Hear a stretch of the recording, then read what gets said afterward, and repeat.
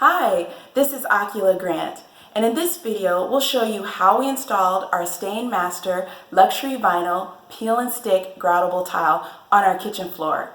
It was a part of our kitchen makeover almost a year ago, and we are still pleased with the results. If you like this video, give us a thumbs up, please share it with your friends, and of course subscribe to our channel. And remember, you can DIY too. Okay, so this is the DIY director's cut. Here you see our before picture with the roll vinyl tile that had so many scratches. It was discolored, it stained, and we were ready to make a big change with our kitchen makeover, and that we did. Look at how it turned out. We were so pleased with it. The Stainmaster luxury vinyl tile helped us with our kitchen transformation. The first thing we did was take off all of the trim all around the kitchen to make sure that we could get to the vinyl. For us, we decided that we were going to remove the old tile. It just was in such bad shape. There's some other places that you can't see, so we decided to pull it up instead of tiling over it. So I used the 14-inch scraper to begin the process of getting all that old vinyl tile off. It was a lot of work. The hardest part was the fact that the adhesive was stuck to the concrete. Yeah, so I know you had to use a product, then we had to use water. You did a lot of scraping, and this was another reason why we didn't want to tile on top of this old tile. We really wanted to get it up. We used goof off and a lot of water to soak up the adhesive on that slab. It was really hard, and then we had to let it dry so that the concrete would be smooth enough and dry enough for the new adhesion. The floor wasn't completely smooth, but we did the best that we could. Oh, definitely. Due to our kitchen shape, we decided to have our tiles go horizontally across the floor so that it would appear to be wider and more spacious. We used the brick pattern because we wanted to grout this tile, and this was the first time we've ever done this. I didn't know that I would actually enjoy measuring the tiles, finding the halfway point, and then lining it up to make that brick pattern using the spacers and kind of taking my time before we even took the peel off the back.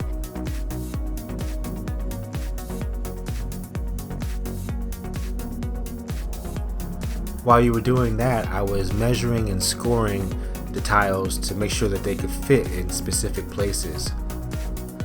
The nice thing is that these tiles are easy to cut and easy to use.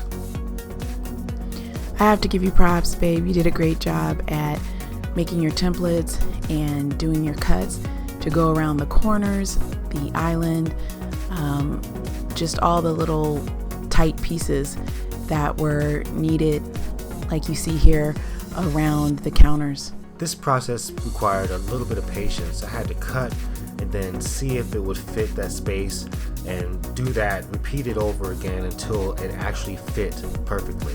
Yeah, this is definitely the part where you need a lot of patience.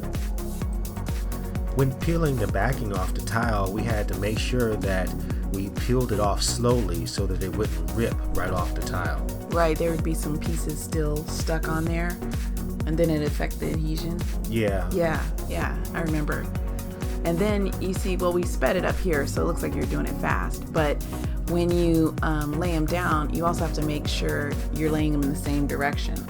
So this is the part where you have to take your time because you get excited because this is where you see your floor just come together. Yeah.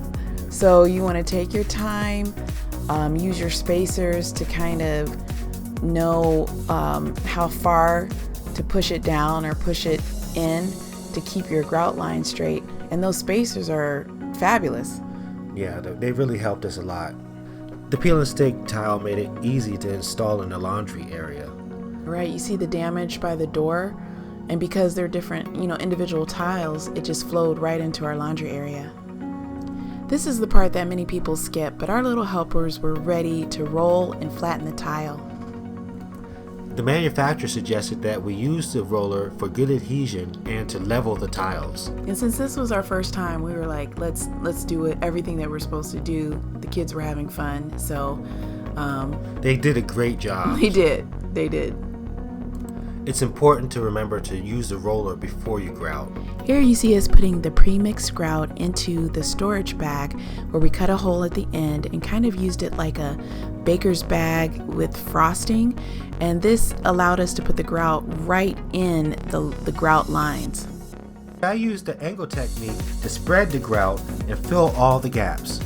Yeah, and then we just wiped it off after we put it in. You see me using the knee pads. Yeah, you need that. And then just using hot water, was it? It was hot water, that worked best with it. And we just wiped off the tiles. Yeah, you wiped off all the excess grout to make sure it didn't harden on the tiles. After we were all done, there was this one tile that I had to redo.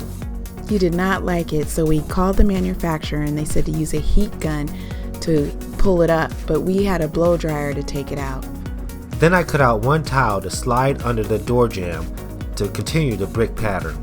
This worked really well for the transition between the kitchen and the laundry room without using all the different pieces and having the grout lines kind of like jagged. It was really a good job. Now that we were done with our little repair, it was time for the finishing touches. I added new trim and caulked on the top and bottom to give it my special DIY look. This by far was our biggest DIY project yet, and I have to say we're impressed with how this floor turned out. Yeah, I really like the brick pattern, and I like the oyster travertine look, and I like the fact that it was easy to use as a product. It was, and to grout it, I'm glad we decided to grout. I'm glad we decided to do the brick pattern. I mean, look at that. That was our kitchen before, that was our floor, and look at it now. Yeah, it makes a big difference, and our family really likes it. Thank you for watching and joining us for our DIY Director's Cut. If you'd like to see more videos like these, please subscribe to our channel. Thank you.